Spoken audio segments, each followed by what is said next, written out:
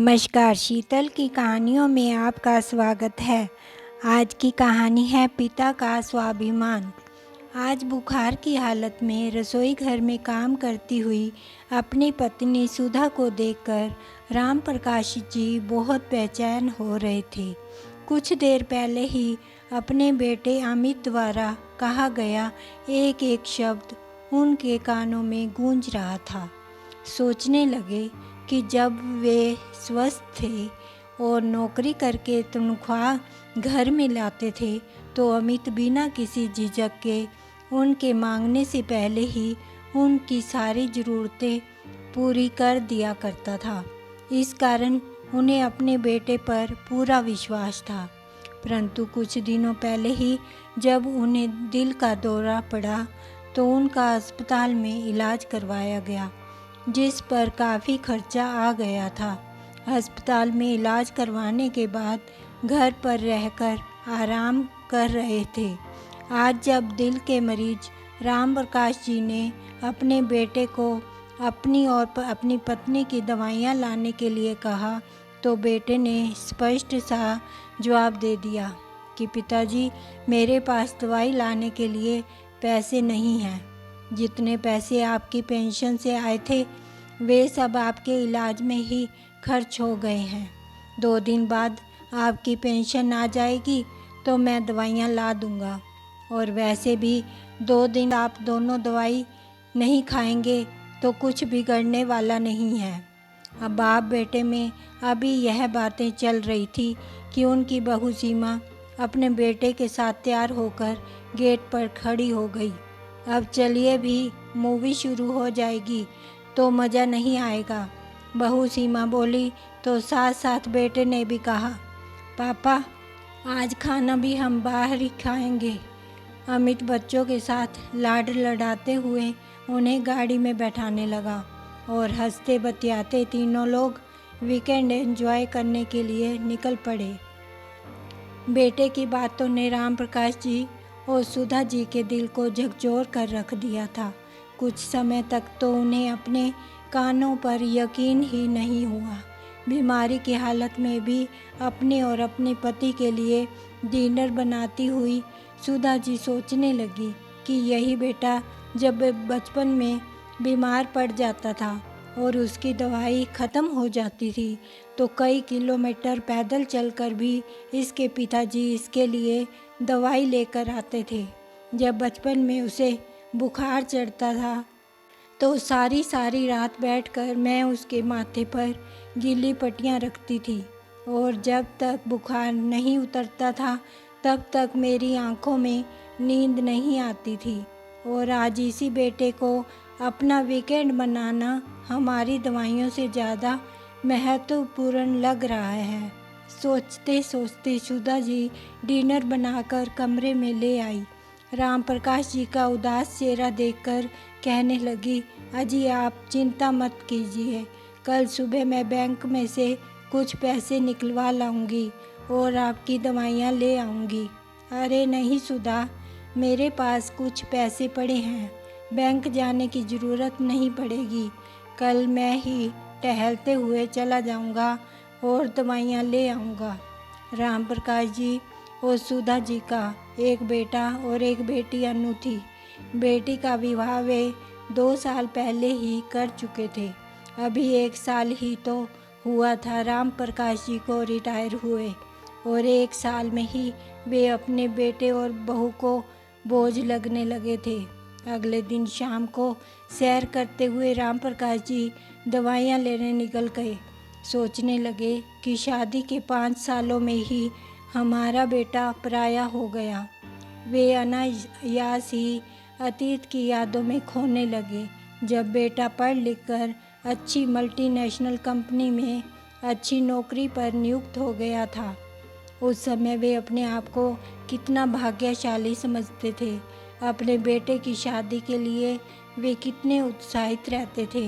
उन्होंने कोई मांग नहीं रखी थी कि लड़की चाहे नौकरी वाली हो या घरेलू हो, उन्हें कोई परेशानी नहीं थी। बस लड़की का स्वभाव उन्हें अच्छा चाहिए था ताकि वह परिवार के सभी लोगों के साथ मिलजुल कर रह सके। बेटे की शादी की जिम्मेदारी राम प्रकाश जी ने अपनी पत्नी सुधा पर ही छोड़ रखी थी और सुधा जी हमेशा से यही चाहती थी कि अमित अपनी पसंद की लड़की से ही शादी करे। माँ द्वारा पूछे जाने पर अमित ने बता दिया कि वह एक लड़की को पसंद करता है जो उसके साथ ही उसकी कंपनी में काम करती है। अमित द्वारा अपनी पसंद बताए जाने पर सुधा जी और राम प्रकाश जी ने भी उनकी शादी के लिए सहमति दे दी। उन्हें सीमा के बात करने का ढंग और परिवार भी बहुत अच्छा लगा। देखते ही देखते वह दिन भी आ गया था जब सीमा उनके घर दुल्हन बनकर आई। 2 दिन बाद ही अमित अपनी पत्नी सीमा के साथ घूमने फिरने चला गया था। घूम कर आए तो उनकी बहू सीमा बहुत सारे तोहफे खरीद कर लाई थी, लेकिन अपने ससुराल वालों के लिए नहीं बल्कि अपने मायके वालों के लिए।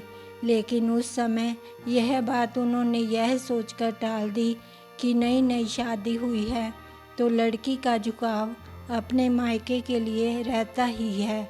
शादी के 2 दिन बाद ही बेटा बहू ने अपना ऑफिस ज्वाइन कर लिया था।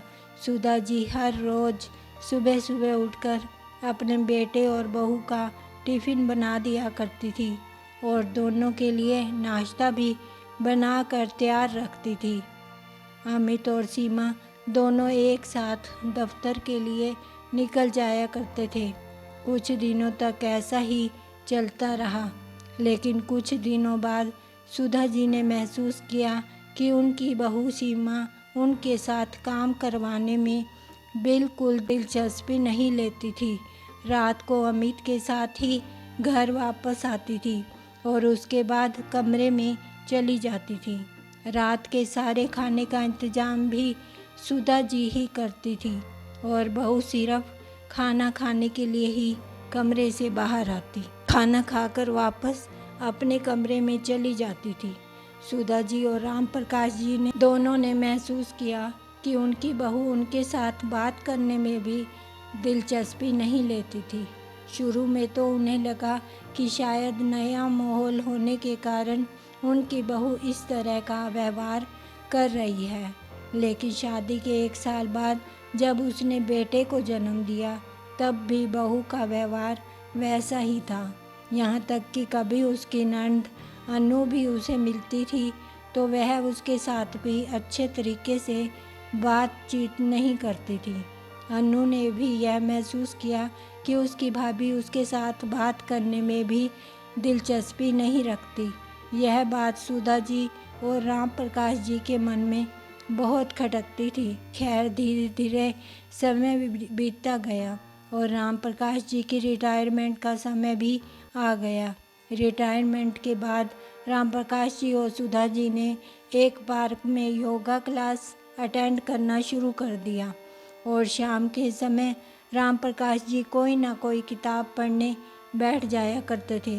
वे अपने रिटायर्ड जिंदगी का बहुत अच्छे से इस्तेमाल कर रहे थे, लेकिन वक्त को कुछ और ही मंजूर था। कुछ दिनों बाद ही राम प्रकाश जी को दिल में दर्द की शिकायत हुई और अचानक ही दिल का दौरा पड़ गया। इलाज करवाने में ही रिटायरमेंट से मिले हुए सारे पैसे ख़त्म हो गए और साथ में ही ख़त्म हो गए उस घर में उनके लिए मान सम्मान और इज्जत भी। पिछली बातें याद करते करते अपनी दवाइयाँ लेने जाते हुए राम प्रकाश जी की आंखों में आंसू आ गए। सोचने लगे यही इंसान की औकात है, जब पैसा ख़त्म हो जाए तो अपने बच्चे भी भाव नहीं देते।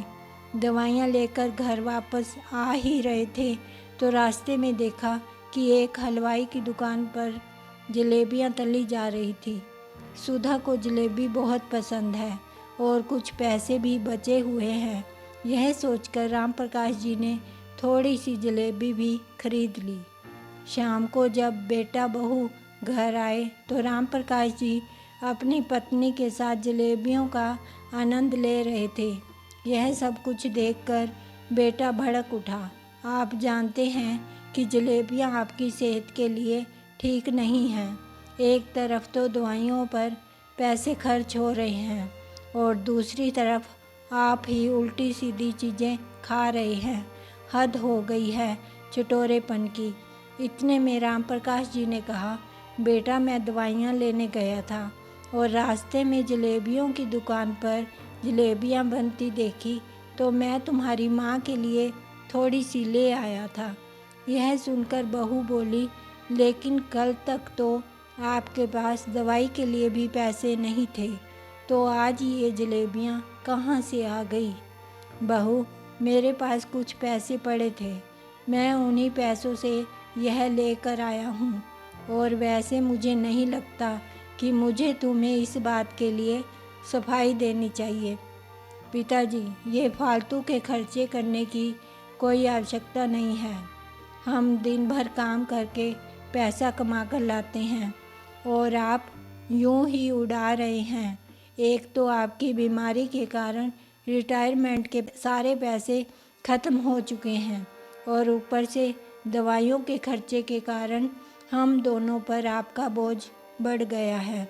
अमित ने पिता को जली कटी सुनाई तो बहू ने भी ताना देते हुए कहा, पिताजी आप यहाँ ऐसे फालतू बैठकर अखबार ही तो पढ़ते रहते हैं या फिर किताबें पढ़ लेते हैं। इससे अच्छा आप कोई नौकरी क्यों नहीं शुरू कर देते, कुछ आमदनी भी हो जाएगी और वैसे भी जब तक हाथ पैर चल रहे हैं तब तक इस तरह से बेकार नहीं बैठना चाहिए। राम प्रकाश जी और सुधा जी अपने बेटे बहू के बात करने के अंदाज और उनकी बातें सुनकर हैरान ही रह गए। कैसी बात कर रही हो बहू, हम दोनों क्या तुम लोगों के ऊपर अब बोझ हो गए हैं? सुधा जी ने कहा, हाँ माँ जी, बोझ नहीं तो क्या हो, कोई भी बेकार और खाली इंसान दूसरे इंसान के ऊपर बोझ ही तो बन जाता है।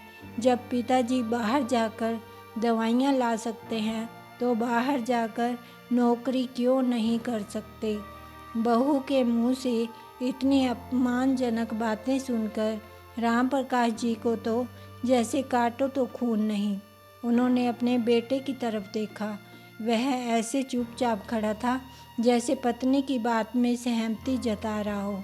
उधर सुधा जी को यह सोचकर हैरानी हो रही थी कि जिस आदमी ने हमेशा डट कर काम किया था, जिसकी ईमानदारी के चर्चे पूरे शहर में किए जाते थे, जिसने अपने बच्चों की शिक्षा के लिए कहीं भी कोई कमी नहीं रखी, उस आदमी के स्वाभिमान को कितनी ठेस पहुंची होगी। ये सोचकर सुधा जी ने पीछे मुड़कर देखा तो हैरान रह गई। उनके भैया भाभी दरवाजे पर खड़े थे। उनके चेहरे के भाव से ही दिख रहा था कि उन्होंने सारी बातें सुन ली हैं। जैसे ही सुधा जी ने अपने भाई की तरफ देखा, वह अपने आंसुओं के सैलाब को रोक ना पाई।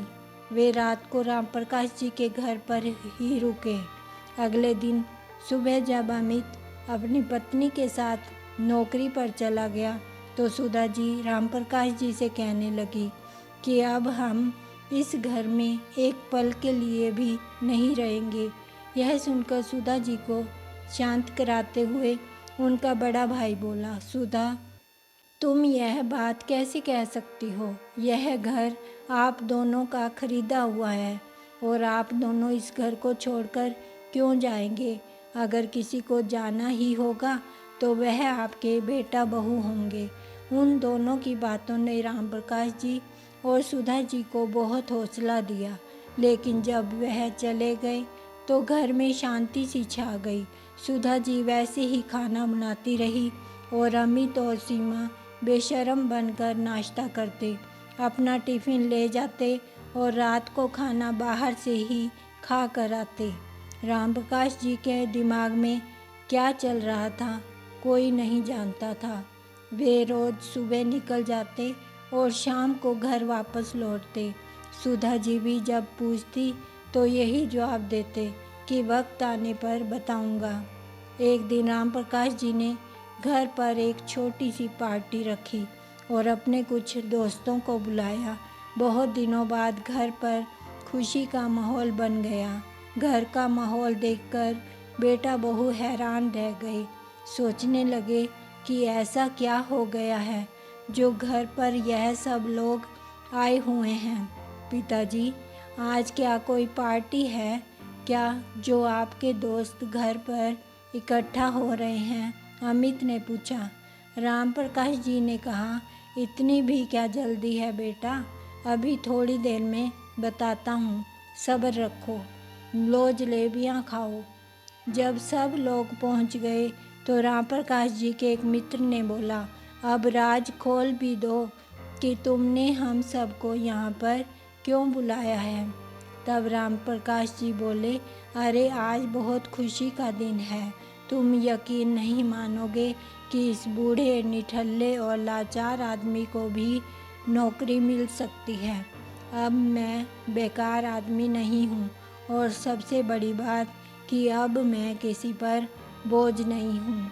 अब मैं अपना और अपनी पत्नी का पूरा खर्चा उठा सकता हूँ और किसी की हिम्मत नहीं होगी कि मुझे बूढ़ा और बेकार कह सके। यह सब कहते हुए राम प्रकाश जी ने अपने बेटे और बहू की तरफ देखा और अपने मित्र सतीश कुमार का आभार व्यक्त करते हुए बोले, आज मेरे मित्र के कारण मुझे नौकरी मिल पाई है। इन्होंने मुझे अपने दफ्तर में अकाउंटेंट के पद पर नौकरी लगवा दी है, जहां मेरा वेतन भी बहुत अच्छा है। और इसी खुशी में मैंने आज सबके लिए पार्टी रखी है। सभी लोग खा पीकर और उन्हें बधाइयाँ देने लगे। जब सब लोग चले गए तो राम प्रकाश जी ने अपने बेटे और बहू को बुलाया और कहा, बेटा, यदि आज तुम अफसर बनकर खड़े हो तो इसमें मेरा और तुम्हारी माँ का बराबर का योगदान है। तुम्हारी माँ ने दिन रात तुझे पढ़ने के लिए प्रेरित किया और तुम एक बात शायद भूल रहे हो कि मेरे रिटायर होने से पहले तक घर पर मेरी तनख्वाह से ही घर खर्च होता था और तुम अपनी सारी तनख्वाह बचा कर रखते थे। और आज यदि हमारी दवाइयों पर कुछ पैसे खर्च करने की बात आई तो तुमने हमें कोरा जवाब दे दिया। तुम्हें शायद हमारी आवश्यकता नहीं है, लेकिन हम दोनों को एक दूसरे की बहुत आवश्यकता है। तुम तो जब चाहे घूमने चले जाते हो और बाहर खाना खाकर आते हो, लेकिन हम दोनों को एक दूसरे का ही सहारा है।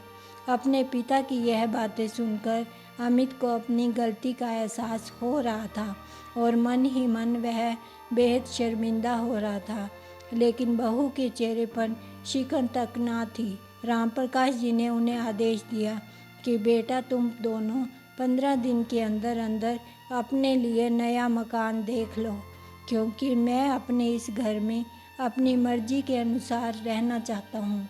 मैं यह बात कतई बर्दाश्त नहीं करूँगा कि मेरे घर में वह लोग रहें जो मुझे बेकार समझते हैं। अब यह बूढ़ा स्वाभिमान के साथ जीना चाहता है। ये सुनकर अमित जड़वत रह गया और बहू का मुंह खुला का खुला रह गया। वे दोनों जानते थे कि मुंबई जैसे शहर में किराए का घर ढूंढने का मतलब है कि आधी तनख्वाह उसी में निकल जाएगी और घर के बाकी खर्चे अलग। अपनी पत्नी सीमा को माफ़ी मांगने के लिए कहा तो दोनों एकाएक माता पिता के चरणों में गिर पड़े और बोले, हमें माफ़ कर दीजिए पिताजी, हमसे बहुत बड़ी गलती हो गई। इस पर सुधा जी बोली, अमित बेटा, हमें तुमसे कोई गिला नहीं है, लेकिन तुम्हारे पिताजी जो कह रहे हैं वह भी गलत नहीं है। तुम्हें 15 दिन के अंदर अपना आशियाना ढूंढना ही पड़ेगा ताकि हम अपना जीवन स्वाभिमान के साथ जी सकें। तुम मेरे बेटे हो, इसलिए मैं चाहकर भी तुमसे मुंह नहीं मोड़ सकती, लेकिन मुझे अपने पति का स्वाभिमान भी उतना ही प्रिय है। बेटा, हम भारतीयों का दिल ही कुछ ऐसा है कि बेटा कितना भी बुरा क्यों ना कर ले, फिर भी हम उसके लिए अच्छा ही सोचते हैं। इसलिए हम दोनों ने यह फैसला लिया है कि जब तक हम जिंदा हैं इस मकान पर हमारा हक रहेगा और हमारे मरने के बाद यह मकान तुम्हारा होगा। आज अमित और सीमा को अपने किए पर पछतावा हो रहा था। आज उन्हें समझ में आ रहा था कि अपने पिताजी के स्वाभिमान को ठेस पहुंचाकर उन्होंने कितनी बड़ी गलती कर दी है। आपको यह कहानी कैसी लगी? प्लीज़ लाइक करें, शेयर करें और सब्सक्राइब करना बिल्कुल मत भूलें। धन्यवाद।